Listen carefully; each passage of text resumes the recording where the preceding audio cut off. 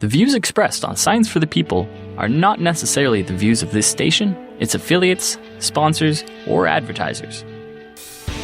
This week on Science for the People, we're discussing math and things made from yarn. First up, Dr. Daina Taimina discusses her book about crochet and hyperbolic geometry, and how making geometric models that people can play with helps teach math. After that, Janelle Shane discusses her hobby of training neural networks to do things like name colors, come up with Halloween costume ideas, and generate knitting patterns. Welcome to Science for the People. I'm your host, Marian Kilgore. Joining me is Dr. Daina Taimina, who studied mathematics at the University of Latvia. Later, teaching at Cornell University, she came up with an idea for tactile exploration in non-Euclidean geometry using crocheted hyperbolic planes. She's authored 2 books involving crocheted mathematical objects, Experienced in Geometry, Euclidean and Non-Euclidean with History, and the one that we're here to discuss, Crocheting Adventures with Hyperbolic Planes, which is just released as a 2nd edition. So thanks for joining me today. Oh, thank you for inviting me. So one of the things that's almost always a challenge to do with an audio-only sort of show is discussing mathematics, because a lot of the time when we're teaching math or learning math, it's printed materials in a book, or you're writing formulas, which are always sort of challenging to describe out loud. So why have you spent so much time over the years popularizing ways of building physical models of mathematical objects? I think that one of the things is to get a tactile approach to the mathematics, and if there is some real thing you can touch, so it's easier to understand like these formal concepts. And also it takes away a lot of math and anxiety. Because if it's something you can make by your own hands, well, then it means it's something real. So you can explore it and you can hold it in your hands and just see what are the properties. Why? And that might raise you some further questions. Why? And then that's the theory which answers why. Yeah, when I was looking up some of the videos of talks that you've done that are online, one of them you started off with holding up this crocheted model of yours and asking who in the audience would be interested in playing with it, and people seemed kind of intrigued by it. And then you asked who would be interested in doing some hyperbolic geometry, and everybody's face sort of went, So is that a sort of response that you get often? Yes. Well, of course it depends from the audience. If that is like a scientific audience, like I was just recently this May, I was invited to Natal to the International Institute for Physics, where there was a conference in geometry of soft matter. And it was really highly creative people who are creating new materials and exploring this kind of geometry. And they were interested. They knew that I will be talking about hyperbolic geometry, and they exactly wanted to do it in a tactile way, giving a new perspective, just a different way of looking at familiar things. And of course, when I'm talking to crocheters, then crocheters say, "Oh yeah, well, we have done this thing," because some of these negatively curved crocheted pieces come out when you do mistakes trying to crochet something flat, some doily or something like some hat, and get ruffles. So what came first for you, your understanding of the math or crocheting a model of it that then led you to understanding the math? Oh no, those were 2 separate things, because I was crocheting as a hobby. And I self-taught myself crochet to finish my knitting pieces because I was considering myself a knitter. And then when I had to teach hyperbolic geometry and I saw the paper model, and I wanted my students to explore these paper models, and as the woman being very careful with how I spend time, I realized for each class I would have to make a paper model, which would take me about an hour and a half, more than an hour for sure. And that seemed to me like a waste of time. So I said, well, maybe I can make it some different way. And that's when I suddenly saw I can crochet it. So why are physical models in general of mathematical concepts important? People are thinking differently. There are people who can do totally theoretically. in the same class, I had a guy who said, I can't imagine if I can have a formula, which stunned me because but that's the way how he was a computer science major, and he needed, he was connected with computers that he couldn't do it without it. Well, eventually he learned, and he was a very good student at the end. But for me, like, I do need to see it, at least, something kind of like a feeling through my fingers, I would say. Yeah. And I know the mathematicians, like my late colleague, Bill Thurston, so he had full his office with various models, and he would definitely fidget and make it from the papers and sewing and then plastics and everything. And then there are many mathematicians you actually see their offices are full with physical toys in order to do mathematics. And then there are people who can do it totally in their minds. It's just a different way of thinking. So the book that just came out in its second edition, is about about hyperbolic geometry, and includes instructions on how to crochet hyperbolic planes. So maybe just going back to some of the basics, when we're talking about a plane in mathematics, what is it and why are there different kinds? Well, there are in two dimensions. There are three possible geometries, and they depend on the curvature of the surface. Simply talking is that if you are standing on a floor, it's plane. It's a plane. It's a Euclidean plane. It has zero curvature. It's not curved. The other possibility, and very familiar, which we are all familiar, is that we are having something round and we are having a sphere, and that's a different one. That's a spherical geometry. So therefore, if we say that there is a positive and there is a zero curvature, just from the plane logic exists that there should be some surface with a negative curvature. And that was found already in 19th century that such a surface exists, and that hyperbolic geometry is defined on this. It's just a third type of a geometry. So when you speak about a negative curvature, do you have some examples of that people might be familiar with? Oh, yeah. Well, it's very classic example is potato chip. But also you can see like a banana. In the middle of the banana, imagine that you have a middle of the banana, and then if you are taking your fingers around, then the one you will have a different directions.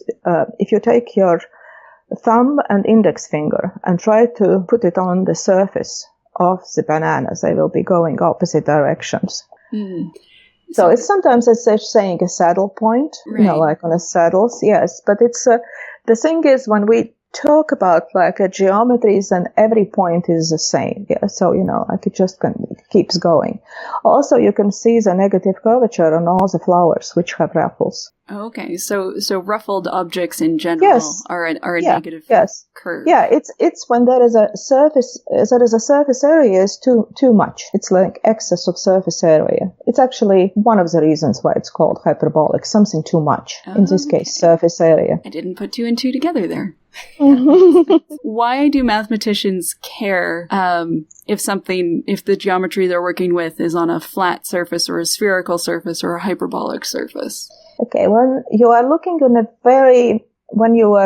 closely, like on a very small areas, you might want to say that they are all the same. You can use like a classical Euclidean geometry. When these areas are getting larger, like let's say when you are talking about the Earth as per se, so then do have to, like if you are in your town, which is not Ithaca, which is very hilly, but in some plain places, like level places, and just the usual geometry will work. But if you are going where there are hills and valleys, so you should have a different geometry. And one of the things is if you are looking on a map of United States and looking on the borders, which were supposed to be straight and continuous, and then you see there are like these kind of like a corners out. Mm-hmm. So that's exactly when the lines were drawn, thinking that the geometry is plane, but essentially in the nature, those roads or those borders, they are on a surface of the Earth, which is curved. So there should have been taken in account spherical geometry. Okay. And then when we get into talking about how a surface curves, what are the differences between a constant curvature and a varying curvature? So if the curvature is constant, then you can use the geometry. When the curvature varies, then you can't use the same geometry everywhere on a surface. So that's the reason. Okay. So something like a potato chip is a negatively curved surface, but it's not curved the same amount everywhere. Yes, exactly. Yes. Yeah, or you can take some lettuce leaf, and you can see that it's closer to the stem. It will be more flat, and to the very edges, it can be very curly. Right. Yeah, so that would be a difference in geometry. You can't do it. You can do some approximation in these areas, but you can't use the same geometry in the whole surface. So you mentioned that hyperbolic geometry has been around since the 19th century. But my understanding is that some mathematicians didn't really think that hyperbolic planes could exist in regular 3D space. Why would they think that? Well, that is based on 1901. David Hilbert showed that you can't embed hyperbolic plane fully into the 3D space. There are reasons that means that there are points which will not be very perfectly involved. So it's kind of there are C2 embeddings, and there is a theorem by John Nash, and then there is a Milner's theorem, and then there is some other mathematical results. But for all practical purposes to understand hyperbolic planes, then you can use approximations. And the very first approximation in the real physical model, that was created in 1868 by Eugenio Beltrami. Oh, okay. Yeah, who showed here is a surface and here's a hyperbolic geometry work on this surface. Was that one made out of paper? Yes, he made it out of a paper, and then he rolled, and then he called it pseudosphere. Okay. So we've had paper models of hyperbolic planes around for a while. Was that sort of the main way of demonstrating, or was that sort of the main way of showing the geometry? Not necessarily. I think the more popular was after Beltrami made his paper models, then there were plastered models, some with the surfaces, because there are some other surfaces with a negative curvature. But then it became very popular and actually very well applicable in various mathematical theories to use Poincare or Klein models, which we call them models, but they are not a physical models. They are kind of like maps. And I think the Poincare model, a Poincare hyperbolic plane model, is the most popular, and very much thanks to the Escher lithograph. So maybe let's get into a bit more about the crochet side of this, because not all of our listeners are going to be particularly familiar with crochet, and I will admit my knitting skills are a bit better than my crochet skills, so I attempted one of the physical models in the book, but it didn't come out very well, so I'm going to have to try again. But just to bring everybody sort of up to speed, could you just give a basic description of what crochet is? Well, I would rather say, okay, put the crochet and go on YouTube, and you will get at least. So, but what we are doing, we're just doing continuous loops in some way and following some pattern. But so if somebody is used to watching a knitter, they'll have two long straight needles. Okay, so the crochet is one hook, right? And so you just do it with one hook. Yes, and I started to prefer crocheting after I had two little children. So because if you are doing some beautiful lace pattern and some very sweet little hands pull out your needles, and your lace is gone. While if they do that with crochet hook, you just lose a little bit. Right, because you only have one stitch at a time on the hook. You have one stitch. You have one stitch at the time. And there is easier way with crochet hook is to move in space. Right. So when you're making these models of the hyperbolic planes, the crochet hook can move around the surface rather than with the knitting needles trying to keep it all in one place. Right? Well, yeah, and knitting needles it's easy to make like a plane, and you can make a cylinder, and you can make like a cone or sphere, and you can make a hyperbolic plane too. But with hyperbolic plane, the problem is that the amount of stitches grows exponentially. And if it grows exponentially on your knitting needles, then you have too many stitches, and then it just gets hard. Well, crochet advantage of the crochet is that you deal with one stitch at a time. And then at the end of it, would you mind just describing for people what some of these crochet models of hyperbolic planes look like? Well, some of them remind of flowers. Yeah, you might think that they look like flowers.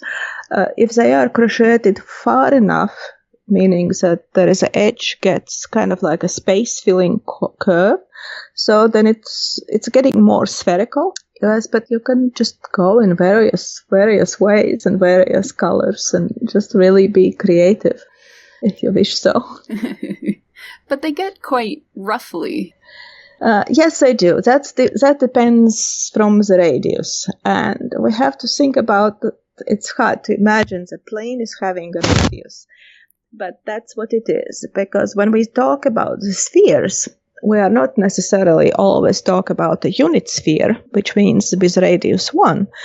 Just comparing, think about like a pea and the watermelon. Yeah, so approximately both are spherical, but they are having quite different radii. And what you can think about, like do on a pea, you can't, is much less. Maybe on a watermelon, you can draw something. It would be extremely hard to draw on a pea. Mm-hmm. And so do for hyperbolic planes too. Some of them are very ruffled, so then we are saying they are having a small radius, and some of them are not as ruffled. They are just like slightly wavy. And so that is, the radius is from some so-called horocycle, and which is a circle with infinite circumference, but it does has a radius, and so that is the radius on that arch, which you can get on a hyperbolic plane. So it's when you're making a hyperbolic plane, it's not the same pattern as like a ruffled doily or something like that. It's not a typical ruffle. If you are doing a doily, and a doily you are trying to keep it flat if you want to be it on a table, and then you can add just some ruffles. If you for a hyperbolic plane, if you want to see all the properties of hyperbolic geometry, so if you want to crochet hyperbolic planes, then it is important to increase stitches into the constant ratio. Let's say you crochet 4 and increase in 5th stitch, and then keep this ratio through all the work. So every time you crochet a row, you would do crochet 4 and a 5th. Yeah, so if the row before had 4 stitches, that same section will have 5 in the next row, or something, some sort of ratio like that. Yes, something like that, yes. And that will give you pretty quickly curvy. And if you don't want as curly, so then you would crochet, let's say 19 and increase in 20th.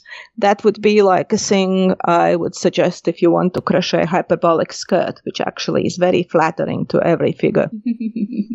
If you notice, there is a picture of me wearing that skirt in a book. Yeah, I saw it in the book. It looked interesting because you normally with a skirt with sort of ruffles, you sort of, there's like a straight ruffle, it looks like, but on that skirt, it looks like towards the bottom, the ruffles sort of get their own ruffles. There's extra. Yeah, no, it's actually, it's very, very flowing. It's very nice.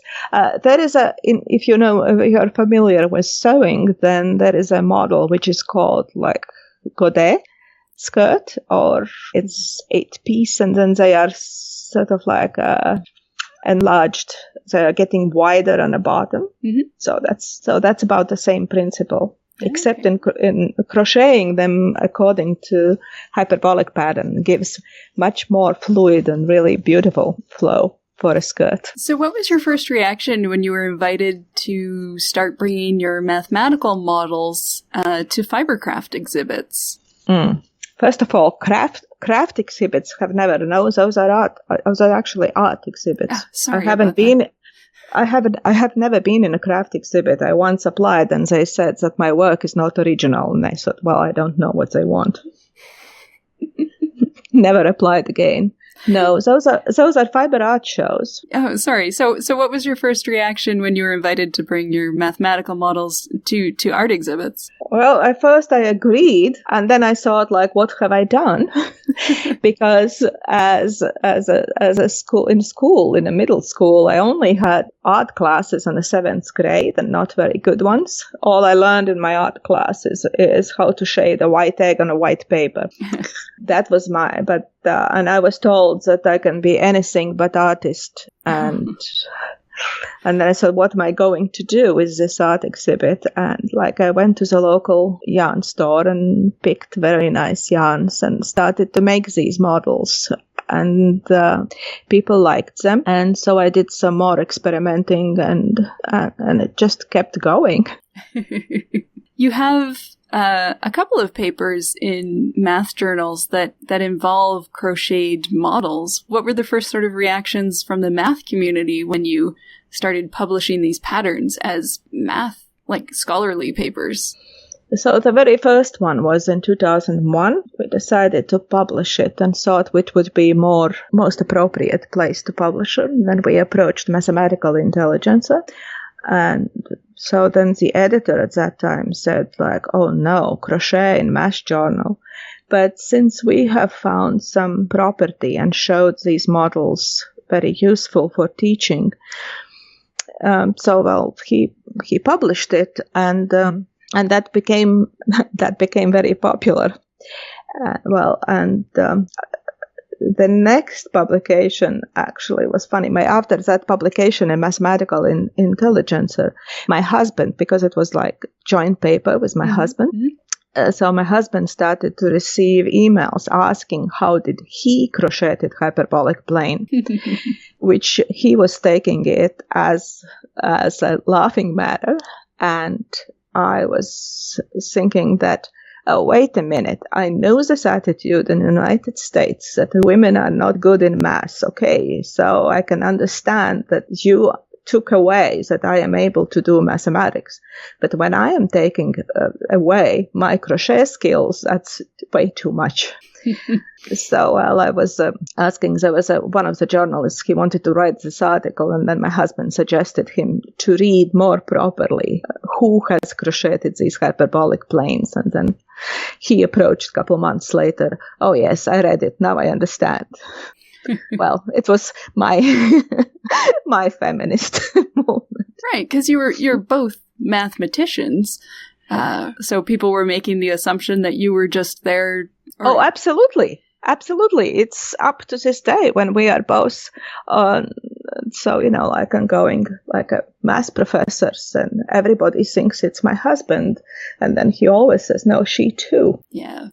Do you find that when you're talking to crocheters, which I imagine is a very predominantly female audience, do you get much response where people are going, oh, well, but I'm not good at math, and that's fine, I'll stick to their crochet?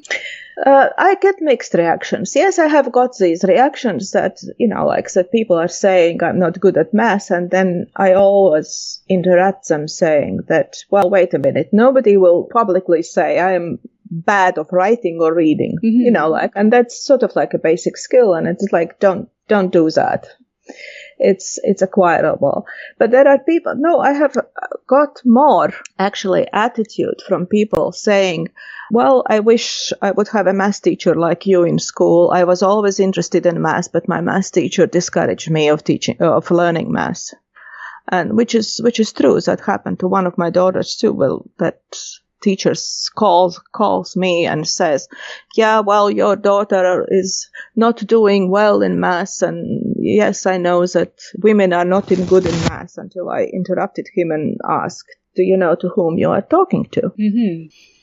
So, But so, yeah, no, it's people wanted to learn more about mathematics, and they were just later in their life, they would be happy to learn about all the maths they missed when they were in school. And that was a reason why I wrote a book, because that book, actually, the first edition, really came out from the questions I was getting after my talks. And people were writing me emails and asking questions. And I said, like, okay, then I guess I should just put it in a book. Yeah, and it's a very approachable book. Like, it's got lots of pictures. It uses plenty of, like, physical examples, which is one of the things I quite liked, because I like to play with objects and play with things. And so the whole idea that you could teach geometry and learn geometry by playing around with objects is very appealing to me. Well, I was trying to write a book in a way that you can go through the book just going through the pictures. If you notice that there are pictures, they are not by numbered, but they are having extensive footnotes, like captions. And you can go through the book just looking at the pictures and reading captions. And then if something really interests you, you don't have to read the book from, like in some particular order. But if something catches your interest, then you can go more and read the text, what it is about. And then if you are really interested and want to get some references, so that's what all the endnotes at the end of the book is. I was just going to say, so your book has many pictures in it, and it's got many examples of artwork that intentionally or not represent these geometric principles that the book is discussing. So how much crossover do you think there is between math and art? Oh, there is a lot of crossover, because those are both creative endeavors which humans involve, and from the very beginning, actually, the oldest artifacts, they are geometrical. So they go together, because like math and art deals with symbols, whether they are pictorial or, in different ways represented. And then trying to find the various meanings, what these symbols mean, like just connecting them and conveying meaning in mathematics and in art. I think the most important is meaning. Yeah, and math and art are both trying to get at that, sometimes from different directions, and sometimes it looks like from the same direction. Yes, and there is an art which has inspired math, and math which has inspired art. Yeah, well, just trying to understand, and if you don't understand everything, just trying to understand mathematics, and and if you don't understand in all the details, that's okay, because there are many things we don't really understand, and we are trying to get the meaning.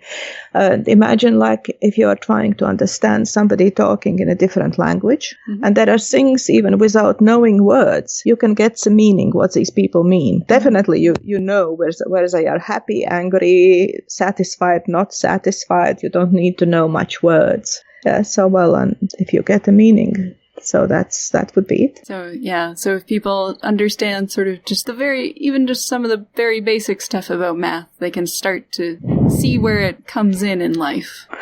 Yeah, and I can invite people to look at my, going on my webpage and just search for hyperbolic crochet, and you will get a lot of examples and getting creative and going off. That would be nice. Yeah. Thanks for joining me. We will definitely have links up to your website and some of the videos, and so people can go and see these actual physical models, which I really want to build now because they look fun to play with. Yes, I can reveal you. Yes, I can reveal you a secret. So that it's a very, very simple algorithm. But if you want to look your model to look like mine, so the thing is, take a crochet hook, numberless and smaller than it is for your yarn suggested on your yarn package, and also do it as tight as possible, because you need to do it tight so that it would keep a form. If you are doing it very loosely, then it will just get too heavy and it will fall on itself. It will just be very floppy. Good luck. Thank you. Yeah, so thank you. You can learn more about Dr. Taimina and find links to information about her books and models at our website, scienceforthepeople.ca. There you can also find past episodes or social media links and learn how to support the show. And we'll be right back after this with more Science for the People. Science for the People is a weekly radio show and podcast that explores everyday life from a scientific perspective. We are a member of the Skeptic Network, a collection of blogs, podcasts, and video content focusing on science and critical thinking. To find out where Science for the People airs near you, or to listen to past episodes, check out our website at scienceforthepeople.ca. You'll also find links to support us at Patreon, to connect with us on Facebook and Twitter, and to subscribe to the podcast in iTunes. And now, back to the show. Welcome back to Science for the People. I'm Marian Kilgore. Janelle Shane's neural network blog, AIWeirdness.com, features algorithms that try to invent human things like recipes, paint colors, and Halloween costumes. Their struggles illustrate what artificial intelligence is good at and where it has a lot to learn. She also trained a neural network to generate knitting patterns, which some good-natured volunteer knitters tried to debug and follow. Thanks for speaking to me today. Oh, thanks for having me on the show. So, how did you get into training neural networks for fun? Well, I saw somebody else had trained a neural network to generate cookbook recipes. And this was one of these things where I encountered the recipe first, and it was the weirdest thing I'd ever seen. Like, it was made by something that had no idea what the ingredients were, or even how to spell half of them. It was asking for things like shredded bourbon, and then it would ask you to add ingredients that it hadn't asked for in the list, and then you would, completely forget about the title by the time you got to the end of the recipe. And I thought these were just hilarious. It was about the funniest thing I'd ever seen. And so then it was, okay, what made this? How did it do that? Why did it make these mistakes? And so that was the first step toward me saying, okay, maybe can I train something to generate more recipes like this? And what else can I train it to do? So when we talk about a neural network, I hear the words getting thrown around in media a lot, like along with AI and machine learning. Mm-hmm. What exactly are we talking about when we're talking about a neural network?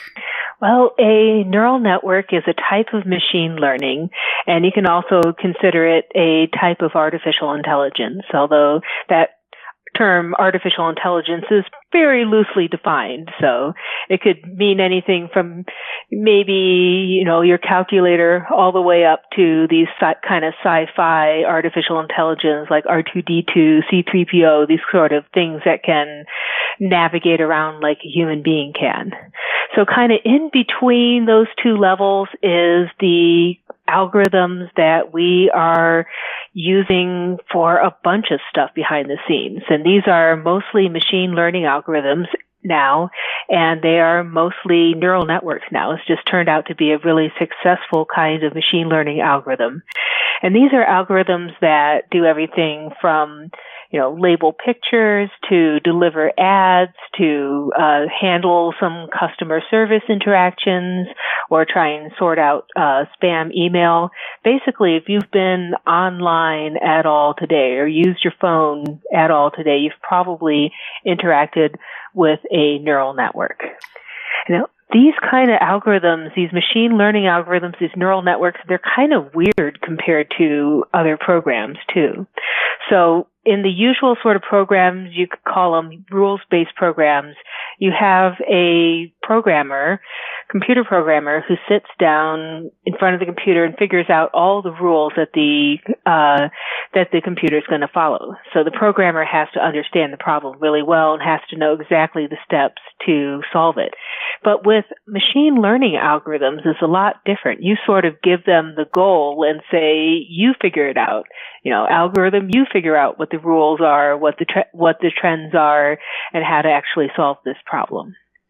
So with a lot of neural network problems, for example, like when I'm asking it to generate cookbook recipes, or when I'm trying to ask it to generate knitting patterns, I'm giving it examples of existing recipes or examples of existing knitting patterns and say, okay, try and figure out how to put letters and numbers and spaces in the right order so that it actually resembles a knitting pattern.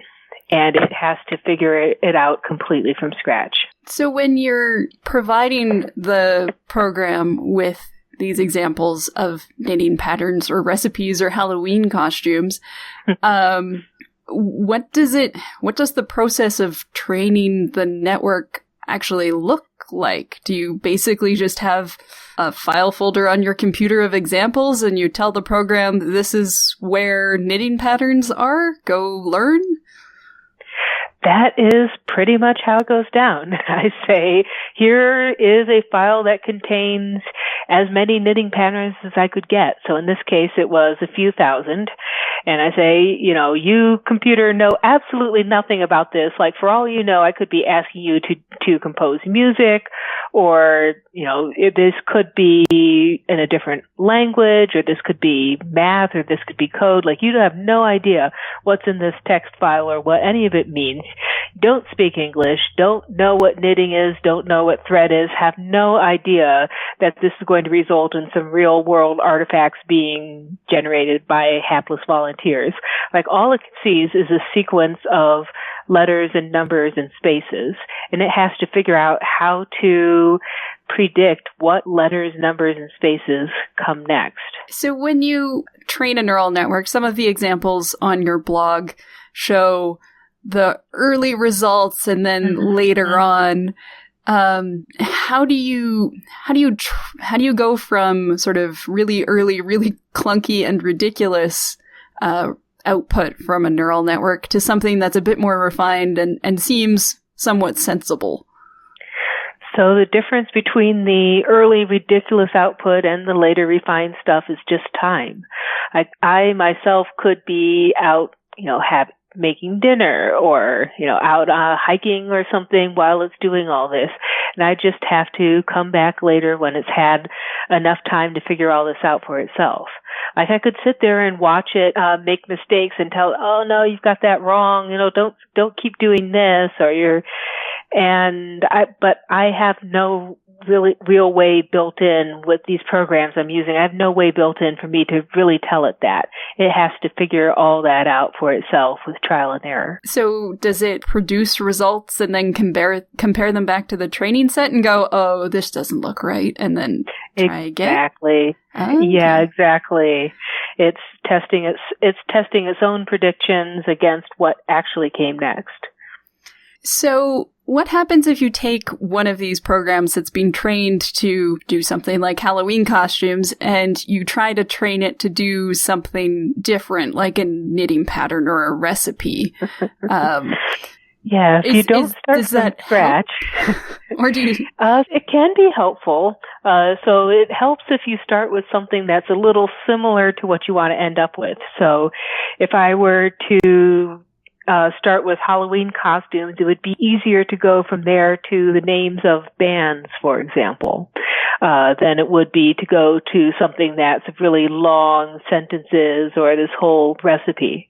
So starting with bands, it might help a little bit because it's already got some information about what kinds of letters and numbers are, well, not even numbers. Gosh. Yeah, it would have to do a lot of undoing of things that it had learned to go from Halloween costumes straight to knitting patterns. And so it would be a little bit of an advantage, but there would definitely be an awkward point in between when it's saying something like, knit 2 scarecrows and, add a Batman or something.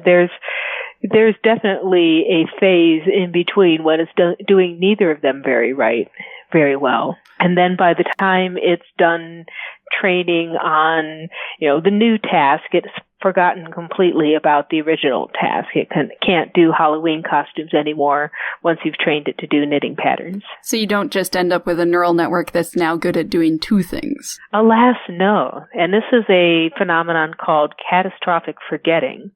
And it's one of the reasons why these practical algorithms that we have can really only do one thing well at a time. And so you can think of kind of cascading to them together like you were doing apps in a phone or something like that, and have one program that, recognizes if it's a person or an animal, and another program that says, okay, if it's a person, then let's locate the face, and things like that. And you can build it modularly like that.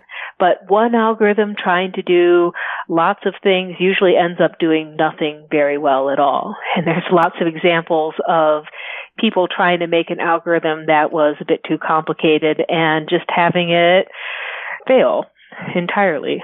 There's the example of Facebook M not too long ago. They had this service that they were testing out. It was supposed to be an assistant. So you would tell it what you wanted it to do, like maybe it was supposed to check what time your doctor's appointment was, or it was supposed to make dinner reservations or something like that. Mm-hmm. And the idea was it could do everything.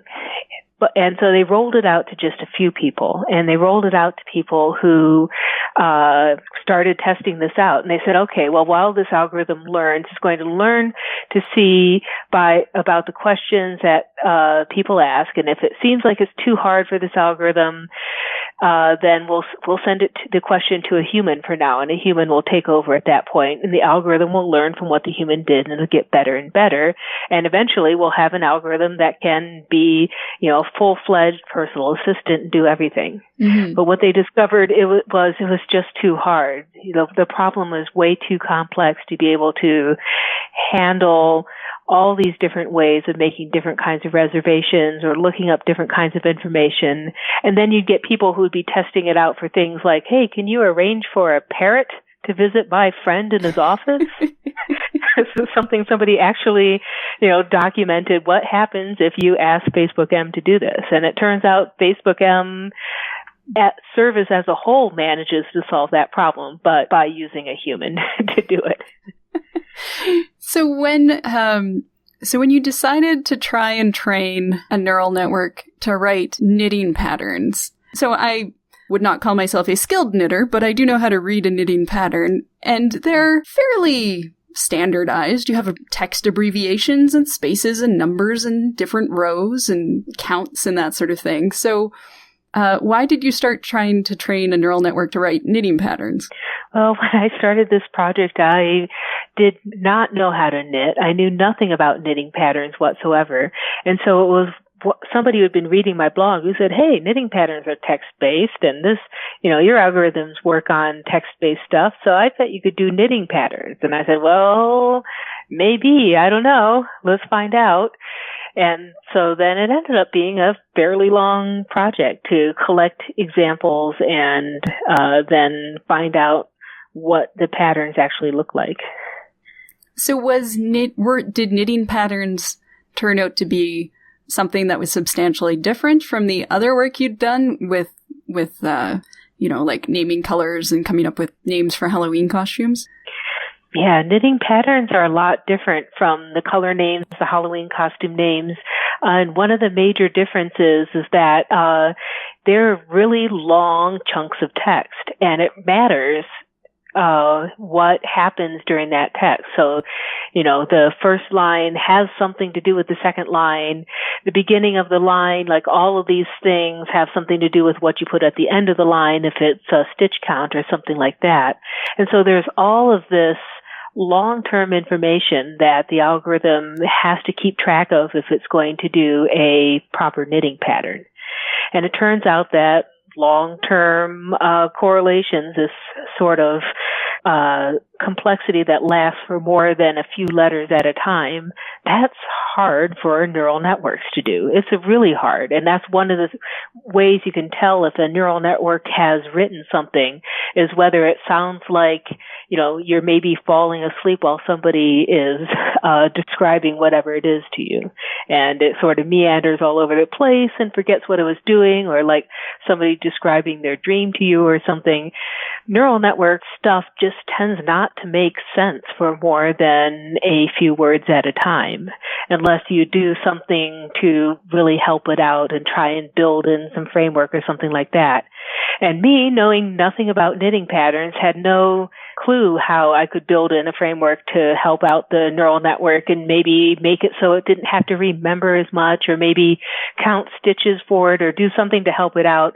Like, I was just as clueless as the algorithm was. So I just said, well, here are some knitting patterns. Good luck. So what did the training data set look like, and how did you acquire sort of the sheer number of patterns that you would need to train a neural network? Well, what ended up working the best was a data set that was given to me by stitchmaps.com. And the reason that was several thousand knitting patterns, and they were, rather than being all sorts of different things like things with sleeves or socks or gussets or pom-poms or so forth, they were just simple swatches that would show a pattern on it. So that ended up working out the best, because they were simple, and they were also in one consistent format. So rather than having to deal with all sorts of different ways of saying row one, like is it R1, or do you write out the word row? Do you capitalize it? Sometimes that matters. Is there a colon? That, all these things that the neural network would have to waste its time learning. It had a consistent format, so it only had to learn one way of saying row one, or one way of starting and ending a pattern. Yeah, because that's something that, I look at knitting patterns and I think, well, these are fairly standardized, but something like the row count just wouldn't even occur to me that is different between patterns necessarily. Yeah, and then you get all these things, like the first data set I'd looked at had socks in it. And it had, stuffed animals, like stuffed elephants in it. And so how in the world is an algorithm going to figure out how to make an elephant trunk for one pattern and how to make a sleeve for something else? And, I did try briefly with a data set like that people had collected, and it just plain didn't work. I mean, there was one pattern that ended up coming out of that particular example, and it was pretty much an undoable pattern, and it was a complete mess, and somebody just kind of sat down one Saturday night and said, well, I'm going to try it anyways, and ended up with this thing that had tentacles and some kind of weird, it looked like something out of a science fiction movie or maybe a horror story. And that, was what this pattern had ended up making. It was nothing like it was supposed to make. I think the title of the pattern was Tiny Baby Whale Soto. And, it had 1 million steps to it. And that was the only pattern anybody ended up successfully doing from that first data set that had everything in it. Okay. Because there are a decent number of photos, which we'll link to in the show notes so people can go see some of these themselves. But it looks like even with the cleaner data set, your volunteer knitters had to do a lot of interpretation along the way. Yeah, they would describe what the neural network came up with. They'd say, well, I kind of imagine it's a very elderly relative who has written this pattern and maybe was forgetful and made a bunch of mistakes and maybe didn't speak much English. So basically, they were treating it as a particularly buggy pattern. And this algorithm, it eventually learned how to count rows, but it never really learned how to count stitches. So you'd get all these leftover stitches, or you'd get too few stitches. So if then the knitters would have to figure out what to do with them. Like, are you just going to let them drop and let the whole thing unravel, or are you going to try to stick these extra stitches in, and then you end up with kind of tentacle-looking things? There's all these different ways that people would have to come up with to try and fix this neural network's mistakes.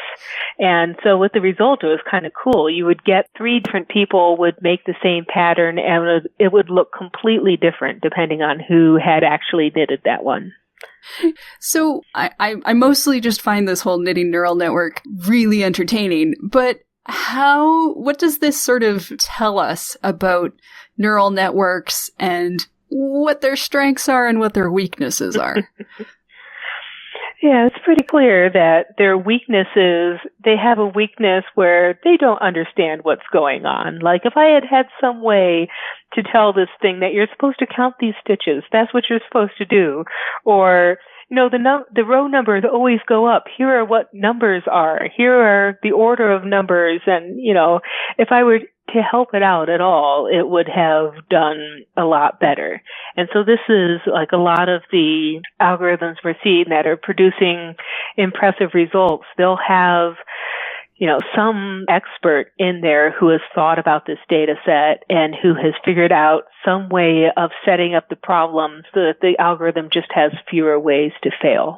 So that's definitely one thing we've learned, is that just kind of chucking a data set at an algorithm and expecting it to produce wonders might not work, especially if the data set is really complex, like knitting patterns.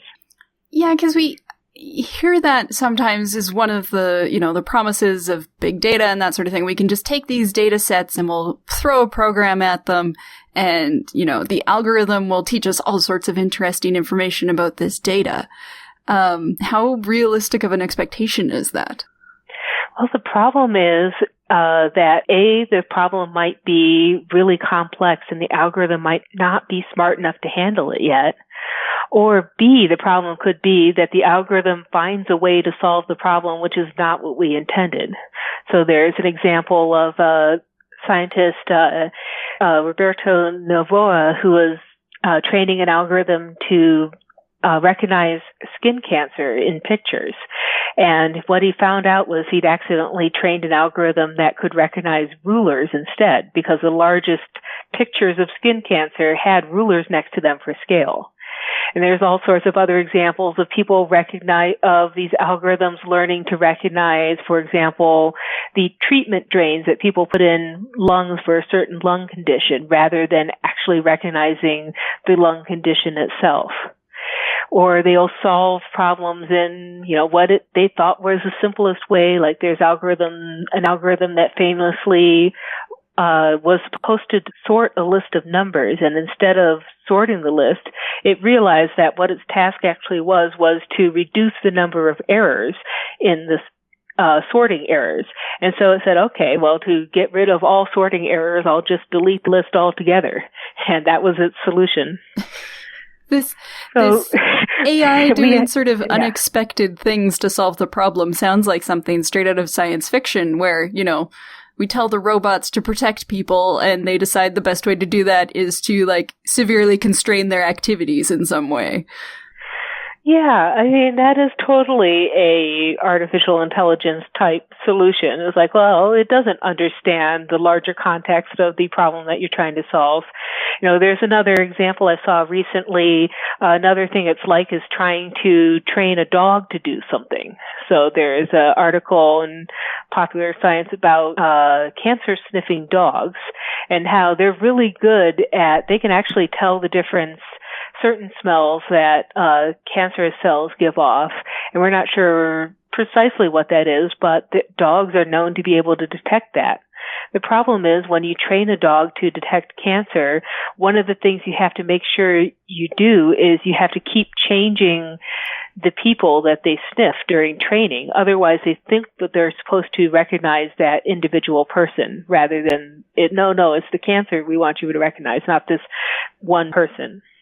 So how much care has to go into the data set for training, for the machine learning and the neural network training? Oh, the data set is super important. The data set is one of the most important things. That's what's going to determine, if there are hidden things in there like that ruler example. If there are rulers in your data set, then your results are going to be junk. Or if your data set has some kind of bias in it, then the algorithm is just going to copy the bias because it doesn't know any better.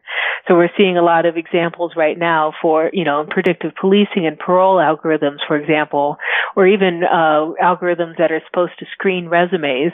What we're finding is that they've picked up on the bias in their data set. They've learned to act like the humans they've been trained to imitate, but they don't realize that actually, no, we didn't want you to learn the bias that, these humans have.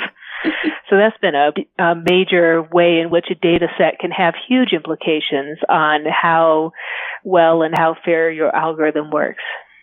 Is there any way to get these programs to explain how they came to a decision or a result? These algorithms have historically been a black box, but there are people working on trying to get them to explain themselves. So in this algorithm explainability, like that's a huge area of research right now because people have realized that this is a problem. So there are image recognition algorithms now that will highlight the part of the image that they were using when they made their decision. So so you might be able to realize if it's looking for a wolf and actually it's learned to detect the snowy background instead because it saw mostly pictures of wolves in the snow, then this particular algorithm will highlight the snow and say, look, there's the wolf. And you can say, I see what you did there.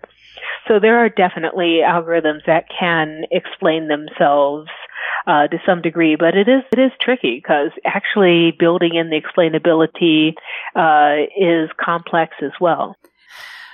So why should the general public, because your projects, people might look at your blog and think, oh, these are a fun joke and you're just sort of doing it to get people's attention. But why should the public care about algorithms and machine learning and how they're being trained and how they're being used in sort of the broader context? I think one thing that's important for people to understand is that these algorithms are not very smart. And so if somebody is claiming that their algorithm can figure out if somebody's going to commit a crime, well, what information does the algorithm have? Is it actually going to be good at that? Or if somebody's saying that their algorithm is able to hold a conversation about everything, then you can say, wait, that is way too complex a problem for an actual algorithm to handle. There's some trickery going on. This is mainly humans. So there's definitely a level of skepticism we need to have. The algorithms that we see in science fiction that we're calling machine learning, that we're calling artificial intelligence, are miles and miles and miles distant from the things that are actually operating in our world. And it's important to understand how very unintelligent the algorithms that we actually use are, how very limited they are, and how much they depend on their data set, and how easy it is to give them a data set that has been flawed. And again, this has huge implications for if people are using algorithms to decide, for example, who is getting a loan, and they're basing these loan decisions on decisions that people have made in the past. The algorithm's just going to copy the data that's been given without understanding that it's supposed to be fair or even what fairness is. But I also hope that kind of seeing how limited these algorithms are will at least sort of make people feel a little bit better that these machines aren't going to be taking over our world anytime soon. Well, because I think there's probably, I guess it's maybe a technological optimism, sort of, that there's this thought that, some very smart people have sat down with a lot of information and trained this program. So if it comes up with in say a professional context, like deciding who gets loans or parole hearings or that sort of thing, there might be an impulse to trust the machine because it's been trained very well, and these humans over here are flawed and biased. Yeah, that's an important thing to understand, is that machines, it's true they don't get tired, they don't have a pre-lunch or post-lunch slump, and they don't take a dislike to you for some reason, but that doesn't mean that they're fair. They could be very, very unfair and still be making their decision, in a predictable manner. So yeah, that's definitely important to understand. All right. Well, thank you so much for joining me. Oh, thank you so much. This has been a lot of fun. You can learn more about Janelle Shane and find links to her AI Weirdness blog at our website, scienceforthepeople.ca. We'll have links in the episode notes to photos of the projects that we discussed for both of these interviews, and they're definitely worth checking out. Thanks for listening, and we hope you'll join us next time on Science for the People. Science for the People is produced by Rochelle Saunders and edited by Ryan Bromsgrove. Helen Quivalon is our publishing liaison. We get research help from Josh Witten and consulting support from Desiree Schell. Our frequently seen guest hosts are Marion Kilgour, Anika Hazra, and Jessica Yaros. Our theme song is called Binary Consequence, and it was written and recorded by Fractal Pattern. Science for the People is entirely listener-supported. You can find us on Patreon, where you can support us with monthly donations in any amount, or you can send us a one-time donation in any amount via the donate page of our website. Science for the People is created in partnership with the Skepchick Network, a collection of blogs, podcasts, and video content focusing on the intersection of science, popular culture, politics, and social justice. You can find out more about Skepchick at skepchick.org. The show is hosted by science news writer Bethany Brookshire and me, Rochelle Saunders.